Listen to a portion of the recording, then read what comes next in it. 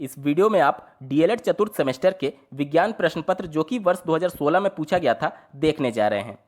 नमस्कार दोस्तों, मेरा नाम है नीरज और आप देख रहे हैं करियर बिट यूट्यूब चैनल। अगर आप इस चैनल पर पहली बार विजिट किए हैं तो इसको सब्सक्राइब करते हुए बेल आइकन को प्रेस करना ना भूलें।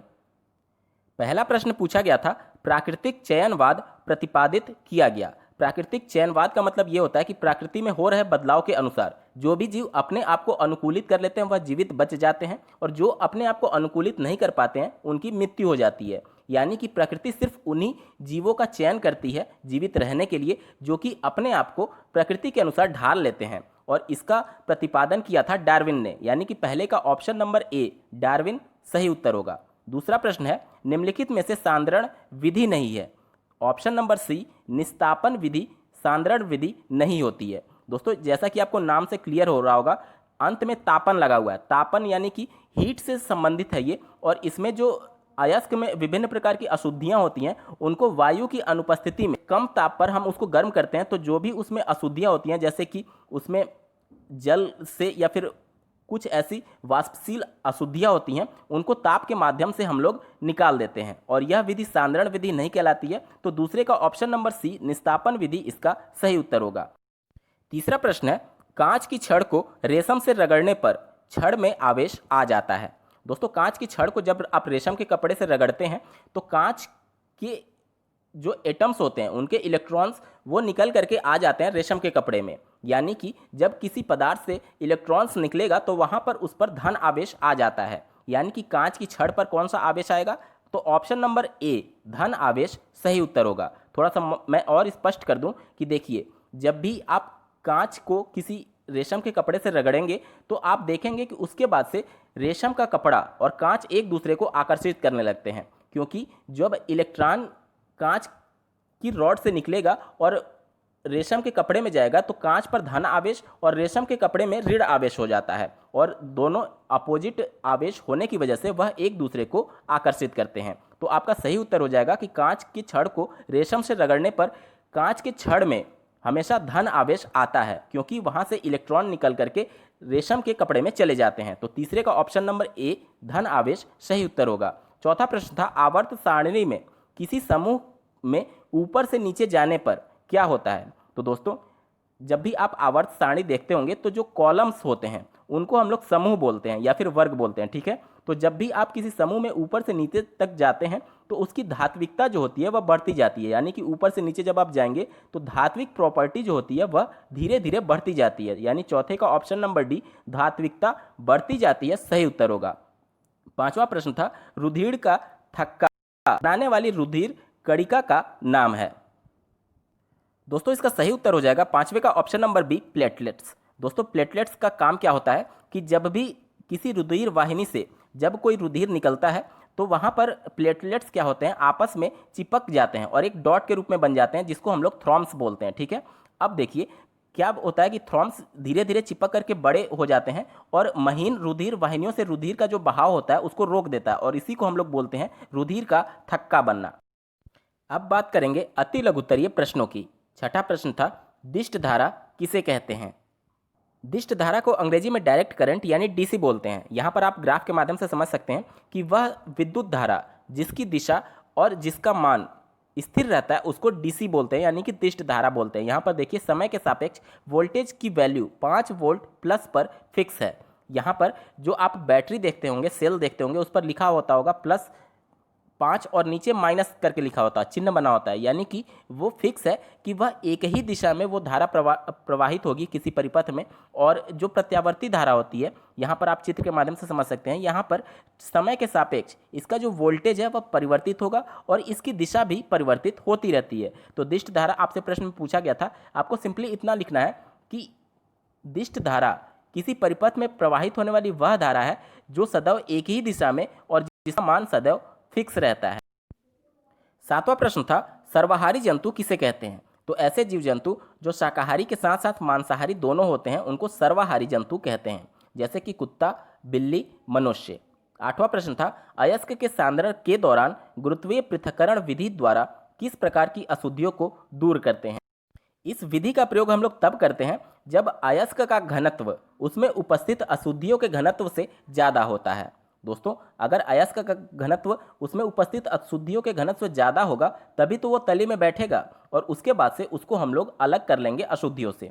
तो आपको सिंपली उत्तर ये देना है कि अयस्क के सांद्रण के दौरान गुरुत्वीय पृथक्करण विधि का प्रयोग तब किया जाता है जब अयस्क का घनत्व उनकी अशुद्धियों से ज़्यादा होता है। 9वां प्रश्न था, एड्स का पूरा नाम लिखिए। तो एड्स का पूरा नाम होता है एक्वायर्ड इम्यूनो डिफिशियंसी सिंड्रोम। 10वां प्रश्न है, चुंबकीय बल रेखाओं की दो प्रमुख विशेषताएं लिखिए। तो इसकी दो प्रमुख विशेषताएं आप लिख सकते हैं कि ये चुंबकीय बल रेखाएं समानांतर होती हैं, यानी कि ये एक दूसरे को नहीं काटती हैं। और दूसरा आप लिख सकते हैं कि ये चुंबकीय बल रेखाएं नॉर्थ पोल से साउथ पोल की तरफ जाती हैं। और तीसरा आप लिख सकते हैं कि ध्रुवों की तरफ ये चुंबकीय बल रेखाएं घने होते हैं और जैसे जैसे आप ऊपर जाते जाते हैं तो ये चुंबकीय बल रेखाएं एक दूसरे से दूर होती जाती हैं।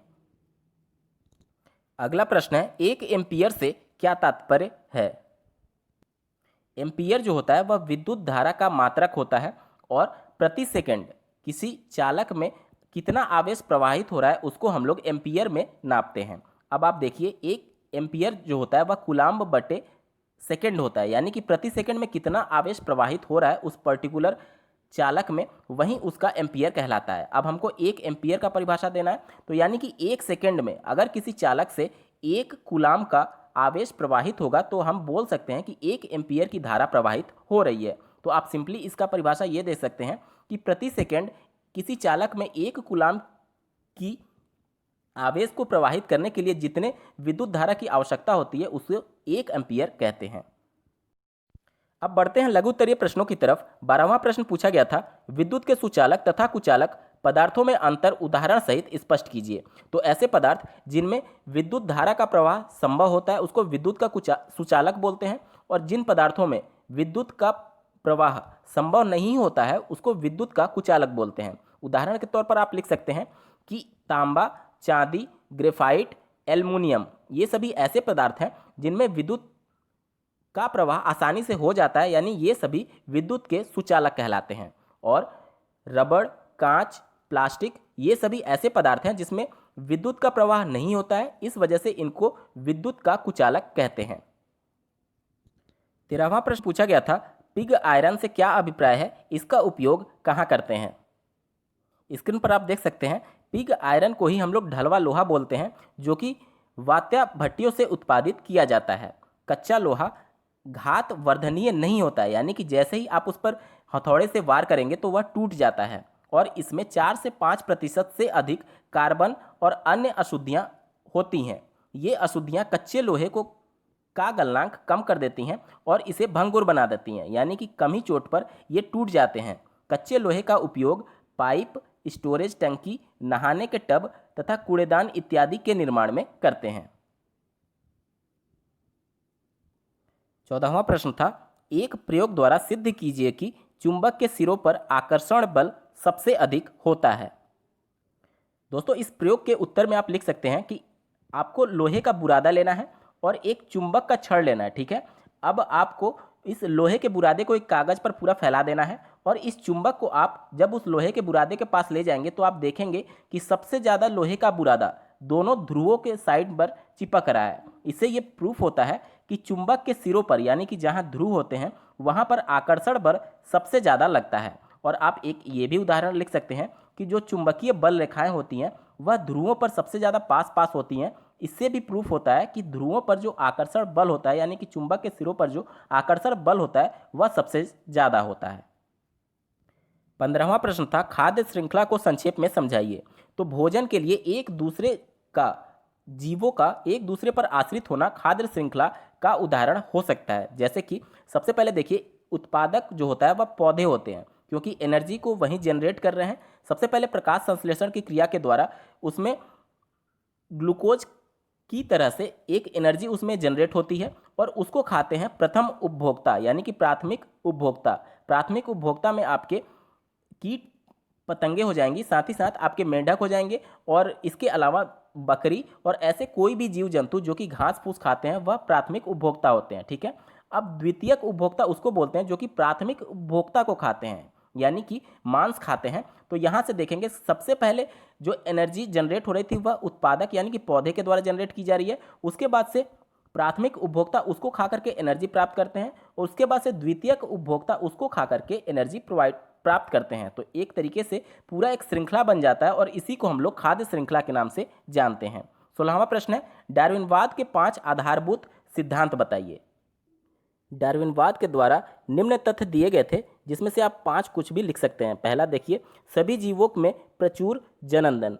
जैसा कि आप देखेंगे कि मछली के अंडे प्रचुर मात्रा में प्रजनन के लिए होते हैं, लेकिन सभी जीवित नहीं रह पाते। इसी प्रकार से देखेंगे कि पौधे के जो बीज होते हैं वह सभी बीज पौधे का रूप धारण नहीं कर पाते हैं। इसी तरीके से आप दूसरा देख सकते हैं, जीवों की संख्या में स्थिरता, क्योंकि अगर इतनी भारी संख्या में जो अंडे होते हैं मछली के, अगर सभी मछली का रूप धारण कर लें तो बहुत ज़्यादा मछलियां हो जाएंगी, या फिर जो पेड़ के जो पौधे के जो बीज होते हैं वह सभी अगर पौधे का रूप धारण कर लें तो भी बहुत ज़्यादा प्रचुर मात्रा में हो जाएंगी। इसी के साथ तीसरा आप देख सकते हैं, जीवन संघर्ष, यानी कि सभी जीवों को इस प्रकृति में रहने के लिए, वास करने के लिए कुछ संघर्ष करना पड़ता है। और इसी के साथ विभिन्नताएं, यानी कि प्रत्येक जीव का संघर्ष एक समान नहीं होगा, क्योंकि सभी जीव एक दूसरे से विभिन्न हैं। यहाँ पर देखेंगे कि माता पिता से जो वंशानुगत उनको शक्तियाँ मिलती हैं वह भी डिपेंड करता है कि वह किस प्रकार से अपने आप को भविष्य में वातावरण में अनुकूलित करने वाली हैं। इसके साथ साथ प्राकृतिक वर्ण, यानी कि अनुकूलन के बाद से यह प्रकृति चयन करती है कि कौन सा जीव इस प्रकृति में रहने लायक है, या फिर इसके अनुकूलित ना हो पाने की वजह से वह भी विलुप्त हो जाएगा। तो यह कुछ डार्विनवाद के नियम है जो आप उत्तर में लिख सकते हैं। 7वां प्रश्न था, सोडियम एवं मैग्नीशियम की जल से अभिक्रिया का रासायनिक समीकरण लिखिए। इस अभिक्रिया में कौन सी गैस निकलती है। पहला समीकरण आप देख सकते हैं, सोडियम का जल के साथ अभिकरण। यहाँ पे सोडियम हाइड्रोक्साइड का निर्माण होता है और हाइड्रोजन गैस निकलती है। इसी प्रकार से आप मैग्नीशियम का जल के साथ देखेंगे तो मैग्नीशियम ऑक्साइड और प्लस हाइड्रोजन गैस का निर्माण होता है। 18वां प्रश्न था, विद्युत बल्ब का नामांकित चित्र बनाइए।